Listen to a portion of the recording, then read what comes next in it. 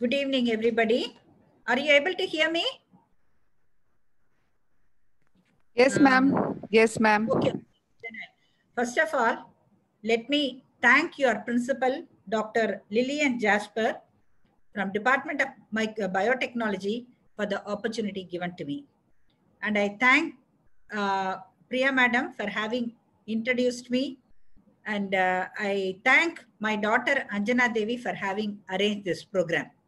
I think it is a very, very important day for all the women because menstrual hygiene plays a significant role in women wellness, and it is a component of sexual and reproductive health of every woman. So you are talking about this is a cycle. That's menstrual hygiene. It should be for everyone, and for everywhere it should be available. And this is the symbol of the menstrual hygiene day. See, look at this bracelet. See, the girls should be proud that we are women and we are female folks, and we should not hide anything. We should break the silence about menstruation in the public, and we should be proud because only we women can have, they have the capacity to bear the child and deliver a baby. So this is the menstruation bracelet, which is something like a friendship band, which we can share with our friends on this great day. It shows 28 beads, of which 4 or 5 beads are red in color, depicting that it is a menstruation bracelet. So let us not keep ourselves silent. Some years back, talking about menstruation was even thought about to be a taboo. But now we should not hesitate. We should share this important message with your friends today, and it will flow like a river. If I feel always any message that is being passed on to the students, it flows like a river endlessly. Then I hope everybody knows about WHO's Sustainable Developmental Goals, of which goal number 3 is good health and well-being for women, 4 is quality education, 5 is gender equality, 6 is clean water and sanitation, or what is called as WASH. For these things, if you want to achieve, if these goals are to be achieved, then the most important thing is the menstrual hygiene should be perfectly managed. Menstruation can affect all aspects of girls' life. Starting from education, the girls tend to miss their schools during periods due to lack of facilities for like a washroom. In Rajasthan, which is one of the most backward states of India, many children do not go to school once when they attain menarche because there are no facilities. So it is affecting the education. Next comes economy.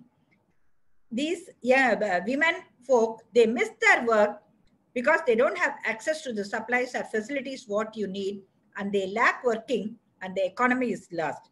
And the health of the woman, how it is lost, it can be I can describe it in my subsequent slides. More than that, dignity. Suppose if the girl is studying in a co-ed school or a college, when she gets her menstruation in the college or in the school, she feels very much upset. She has a discomfort. She is exposed to teasing and shaming, and she refrains from all her everyday activities.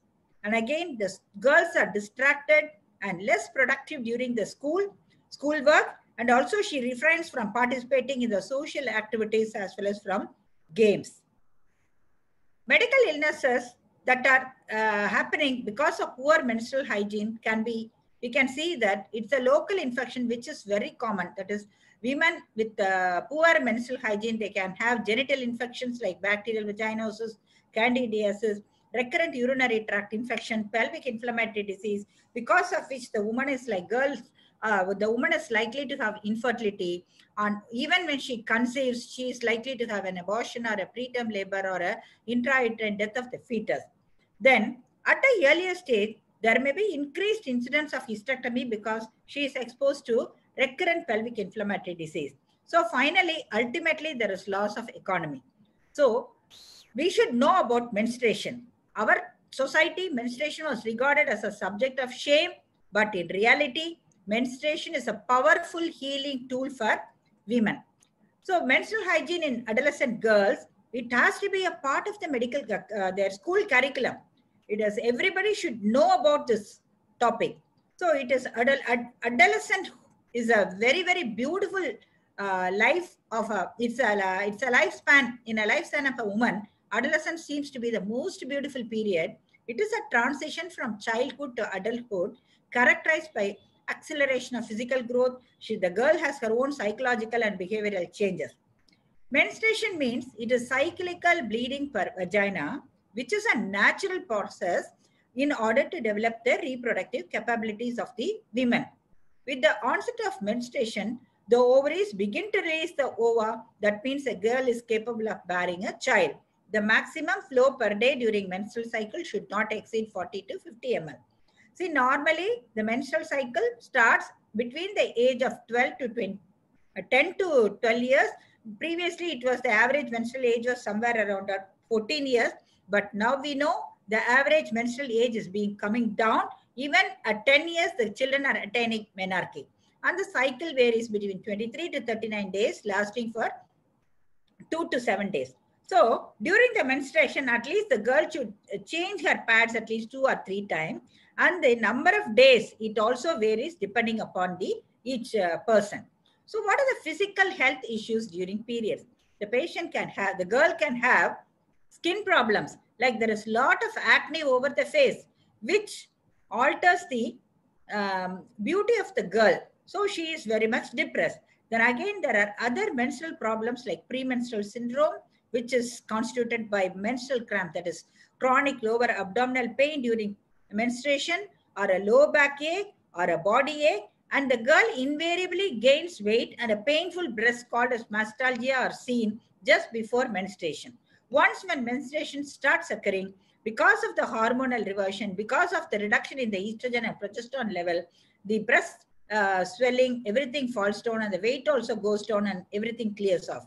Then other behaviors are, I said, they are more concerned about the looks because they have excessive acne over the face. Irritable behavior is very common. Depression is seen during this period. They can get headache, irritability, anger, and short temper. It's very well known that children, they do not, when they take up the examination, if it happens to be during their menstrual period, they are all upset because their performance cannot be up to the mark. Again, in a study which was done in the South Indian, so down south in Kanyakumari district, they found out the premenstrual depression was the cause for committing suicide in most of these young girls. So urinary tract infection is also very common during this period. So this girl should take a lot of water, start using the washrooms very frequently during menstruation. And I would suggest that during menstruation, these group of, even whether it is a girls' college or a boys' college, they should have a separate toilets facilities to be used only during the menstruation. So where they can have a disposal system, or where they can have vending machines to get their sanitary napkins. So the menstrual problems are very common. Apart from that, there are so many other menstrual problems which are occurring in young girls, namely polycystic ovarian disease, which happens in 10 to 20% of the young girls. You can have endometriosis. I'll say endometriosis is again seen in 10% of the girls. Adenomyosis, that is the enlargement of the uterus, that's seen slightly at a later stage. Fibroids are the benign tumors of uterus, and pelvic inflammatory disease. These are all the other menstrual problems which will cause secondary pain. Among that, endometriosis has got some relationship with the use of menstrual napkins. I will come to that later. So when should the patient be advised to, student should advise to visit a doctor? When she has severe pain during menstruation, which is interfering with her normal activity and requires some medication. Even in spite of the medication, if she is not able to get relieved of that pain, she should visit a doctor. Or if there is excessive bleeding, more than prolongation, more than 6 or 7 days, or when the girl is changing more than 10 pads during one cycle, she has to report to the doctor. Or when she has abnormal discharge also, she needs to visit. So your madam during the introductory speech has very well said that around 70,000 women are killed by cervical cancer, and the main reason for this is poor menstrual hygiene apart from early sexual habit and multiple sexual partners. And according to WHO, cervical cancer is caused by poor quality sanitary napkins. See, this is very, very important because the napkins contain certain adverse substances like dioxin, which are considered to be very, very dangerous. So this has to be addressed. So you have to check in proper personal hygiene during menstruation. The guidelines are you should take bath twice daily and wear neat sun-dried cotton clothes and undergarments. And I always advise anybody, my young adolescent girls whom I meet, to change their undergarments once in 3 months. Get a set of napkins, use it for 3 months, then discard it and get a few one. Then after using the washroom, the genitals should be washed with soap and water, or at least with clean waters, separating all the labial folds, and the girl sitting in a squatting position. And the napkins, what can be used, it depends upon the personal choice, because it can vary from a homemade cloth napkin to a sanitary pads which are available commercially, or tampons, or so many other things which I will discuss. So this cloth napkins can be reused. And again, I tell you, don't use a set of cloth napkins beyond 3 months, because these napkins on repeated using it might become thicker and it can cause irritation and discomfort to the genitals. So this we have already mentioned. It has got a lot of impact upon the school and the college girls. And if you give her a good menstrual hygiene, she can develop confidence during adolescence, and she can participate in her various activities and improve her educational capacity. So these are the ways I said we can use a napkin, or we can use a cloth pad, or a menstrual cup, or a tampon. So these are all the cloth pads which are made up by the self-help groups, beautifully designed. We can choose according to the need of the girls.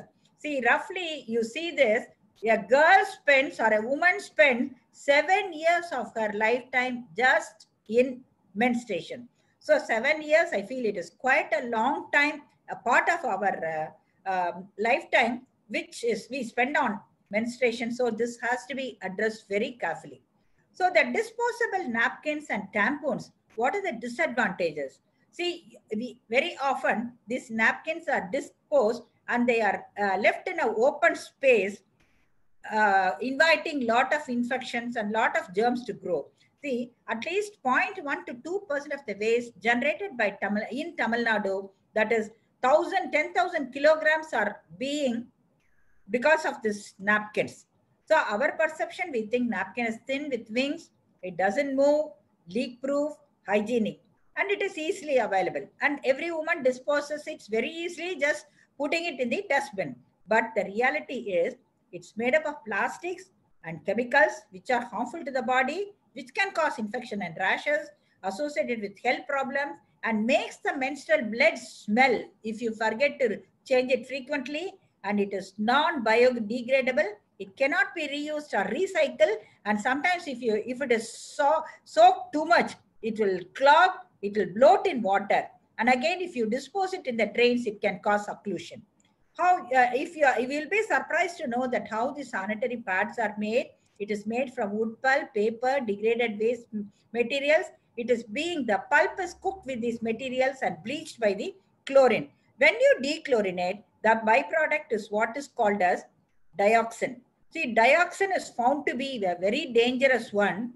And what hides other things? Apart from dioxins, you have the pesticide residues in the napkin, unknown fragrance chemicals and adhesive chemicals. All these things can cause cancer, reproductive harm, endocrine disruption, which is very, very important, and allergic reaction. So what is dioxin? Dioxin is a human carcinogen which has been banned in 2001. It is 130 times more toxic than cyanide, 900 times more toxic than arsenic. Without knowing this, dioxin, the presence of dioxin in the sanitary napkin we are using, and it can cause endocrine dysfunction. As I mentioned earlier, there is alteration in the immune system. It can provoke endometriosis, pelvic inflammatory disease, malignancy, etc. So we need to choose some napkin which is without dioxin, and we have a dioxin-free napkins which are available. And the health impact we have already discussed. See the impact on the pickers, that is scavengers.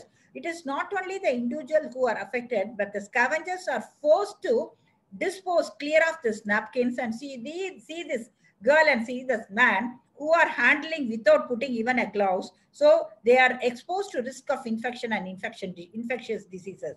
So this is a common scenario where the sewage is blocked by so many like what we have dumped into the sewage, and this is the cause. All of us know in Chennai floods, that water could not drain out into the sea, mainly because of all this sewage was blocked, and all the water bodies were blocked or made into some lot of buildings. So again, environmental and wildlife risk as a result of plastic found in the pipes and other products. See, we now come across a lot of news regarding this animals, wildlife animals. They have swallowed a lot of this paper and plastics and they die. On post-mortem, it is found to be the cause. So what is the solution? When I say that you don't use napkins, then what is the alternative? You can ask me. So we have an alternative of dioxin-free pads, other pads which are biodegradable, tampons and diapers, and which, but again, we have to think about the chemicals and the plastics involved and the health and environmental problem. For that, I would advise you to change to either a cloth pad or a menstrual cup or a cloth diaper, which is reusable and biodegradable, and no problem with elastics. The menstrual cups are made up of elastics. They are not harmful at all. So this is the reusable cyclical pad, which we can use it. But again, I tell you, not more than 3 cycles it should be used. You can rinse it in water after a use, then hand wash or a machine wash and stretch in all directions and air dry. Preferably, you should keep it air dry in a sunny area. That's the best way to get rid of these microbes. Then the solution 2 is menstrual cup. Menstrual cup is something like a small flexible cup that is made up of silicone. Instead of absorbing your flow like a tampon or a pad, it will catch the menstrual blood, it will collect it, and we can dispose it. The main advantage of the menstrual cup is there is no leakage and you will know the amount of bleeding that has occurred. And you have various sizes depending upon the age of the patient. A small cup for an adolescent, premaritally also we can use it. Medium-sized cup for a young women who have not born children, and for elderly, like for the mothers, multiparous women, you can use a larger cup. And again, there are some tips to use the menstrual cups. First of all, you wash your hands, and when you are going to use it for the first time, you just boil the menstrual cup for some time in with water, and then you can adapt to any size of folding. It can be folding C-folded or a 7-fold or a S-fold or a punch fold, whatever way you can reduce the size, and then you can insert in the squatting position, you can insert the vagina. And then this, once when you use it, once at the time, after 3 or 4 hours, you can just give a gentle pressure and the cup will come down, and we can dispense the blood into the closet or into the toilet and then wash it with water, and you can put it in hot water, or at the end of your menstrual cycle, you can just sterilize it with hot water and then pack it. But in between, there is no need. You can just wash it and reuse it. So this is how the menstrual cup fits inside the cervix, and it is by negative pressure, it will not fall down. See, the most common question they ask me is, will it not fall down? But it will not come out because the direction of the vagina and the direction of the uterus are totally different. So when the woman stands, the vagina is directed upwards, so there is no chance of falling. So menstrual cup has got the benefit of, it doesn't alter the pH. Unless the pH of the vaginal microbiome is kept at acidic pH, the chances of microbial infections are more. So it doesn't change the pH, and it can be changed every 6 to 8 hours. And women feel very comfortable, and it lasts for 5 to 6, 10 years. Each cup is costing around right from 500 rupees to 3,000 rupees. We have cups, and it can last for 5 to 10 years. Earth will love you. Our Mother Earth will love you because you don't dump her with sanitary pads, but instead you can go for a eco-friendly this menstrual cups. And don't think, you will not feel that as if you are wearing this. And when you use this cup, and especially when tampon users, they can easily switch over to this cup. And the learning curve may be for 2 to 3 cycles, you might find it difficult. But if you feel that there is a leakage of this cup, then you can use an added pad for a few cycles, 1 or 2 cycles. But by the the end of 3 cycles, most of them are comfortable using this cup. So the cup, each cup can hold to 15 to 25 ml, depends upon the size, and hence you can change it accordingly. See, you can change to the daytime twice or thrice, and the night, overnight, you can keep it. Usually there is no spill. And about the cleaning, I have mentioned earlier, clean it with water. And even if you don't have water, when you go out, use a tissue paper, clean it, reinsert, and when you find a water, you can always wash it. And at the end of your menstrual cycle, boil it, sterilize it, and keep it in the cloth pouch. So this is a comfortable, safe, discreet, hygienic, smell-free, eco-friendly, and cost-effective. And most important thing is, anybody would not like to go for a swimming or long distance traveling during that menstruation, because the pads what we use can get soaked when you swim. But instead, this is very comfortable. You can swim, you can dance, you can enjoy the party, whatever you want. But during travel also, you can take a small bottle of water or wipe with a tissue, just empty and reinsert. So this is what you can participate in all your activities, yoga, dance, etc., etc. And I have very well mentioned the cost is it is very, very cost effective. When you are going to use the napkins for your lifespan, it is going to cost you 45,000. But whereas these cups are very cheap and reusable and very, very environmental friendly. I would suggest that better you do not use tampons, because forgotten tampons can cause toxic shock syndrome, which is dangerous to the health of the women. So please avoid using tampons. Other reusable or sustainable hygiene products are reusable tampons, bamboo fiber pads, banana pads, water hyacinth pads, sea sponges, algae, or corn pads. So this is a bamboo fiber pad which is made up of bamboo pulp. You know that bamboo grows in the forest. It is not being fed with the chemicals, so it is chemical free. And again, banana, from the stem of the banana, you can have this banana fiber pads, which are available under the trade name of Sati in India, and it is eco-friendly. It usually decomposes very soon. Then the water hyacinth pads are available in the name of Jani. Then you have sea sponges, which can be used as tampons. These sea sponges are naturally occurring substances. It varies in size. You can use it as a tampon, take it out, then squeeze the blood, and then we can reuse it. Again, coming to the anion pads, which are an alternate. These are all the dioxin-free pads, which are made up of algae plant and extract of corn, which is beneficial. And some of the pads are they have contained fragrances and deodorants. Better you do not use them, because they are likely to cause itching and allergy. More than that, when you keep this fragrance containing pads, when you bury it in the soil, they can alter the microflora due to the chemicals that are used. Then again, I was surprised to see that blood-soaked pads can even transmit HIV and hepatitis infection. So this is how naturally this inconvenient truth of the sanitary pad disposal is seen. But do not dispose it in the closet, put it in the dustbin, covered. And then the next thing is, this is what I saw recently in a road where a dog was biting at the sanitary napkin. This is very bad. So every individual have the responsibility of disposing their used sanitary napkins. At home, they can burn it. In the small hostels, they can use this sort of incinerators, or in the larger colleges, we can use an electric incinerator which can handle many napkins at the same time. So to improve your uterine health, as a gynecologist, I will advise, try to go for a balanced diet, take a lot of fruits and vegetables, take colored fruits and veggies, include ginger and garlic. All these colored vegetables and fruits will take your life very colorful.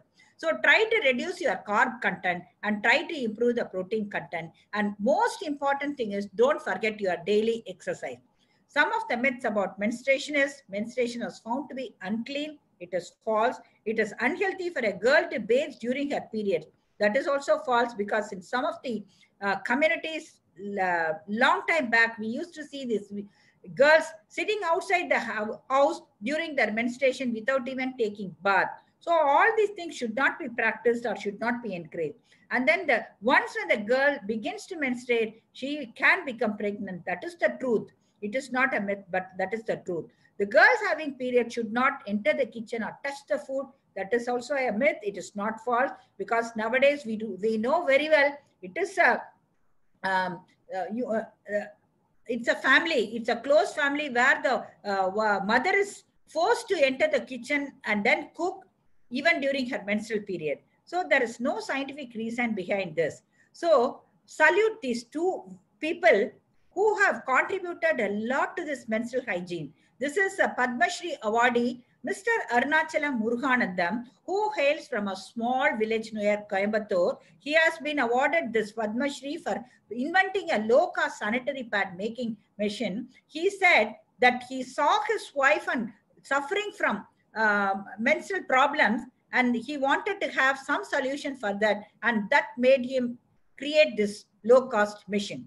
So again, salute to this lady, Swati Badikar, who was awarded Environment Excellence Award in 2013 and L'Oreal Femina Award in 2015 for discovering what is called as Ashuddhi Nashak. Ashuddhi means what is that used menstrual pad, where she has devised some clay pot where all these things are put out and they are burned, but the soot is not coming out. Because even when you burn this sanitary napkin, the dioxin content can go into the air and it can lead to air pollution. So friends, ultimately we have to have a proper menstrual hygiene without polluting our mother earth, because there is no planet B. We have only one planet, that is our own earth.